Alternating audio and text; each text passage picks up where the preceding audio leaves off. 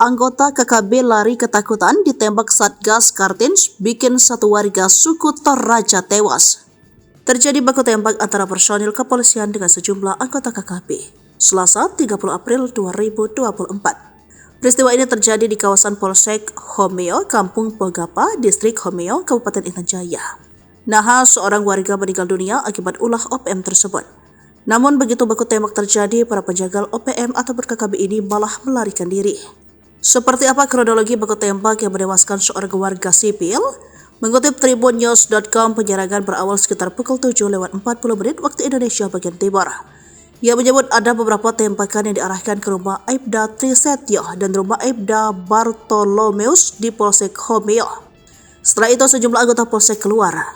Lalu terjadilah baku tembak lantaran polisi melepaskan tembakan balik ke KKB. Terlihat ada sekitar 6 orang KKB yang berlari ke arah bangunan SD Inpres Pogapa, kata Kasatgas Humas Ops Damai Kartens 2024 AKBP Bayu Suseno. Saat ini lanjut Bayu, Satgas Ops Damai Kartens masih melakukan langkah-langkah penegakan hukum terhadap KKB tersebut. Pihaknya sudah meningkatkan kesiagapan dalam memberikan jaminan keamanan bagi masyarakat di Kabupaten Intan. Bayu juga berharap adanya peran serta masyarakat dalam menjaga keamanan di Kabupaten Intan Jaya. Akibat penyerangan itu, suatu warga sipil suku Toraja bernama Alexander Parapak 20 tahun meninggal dunia. Korban menderita luka di dada kiri dan bagian bawah ketiak sebelah kiri. Bayu mengatakan penyerangan ini diduga dilakukan oleh kelompok Kenny Tipagau dari Kodam Kemabuh.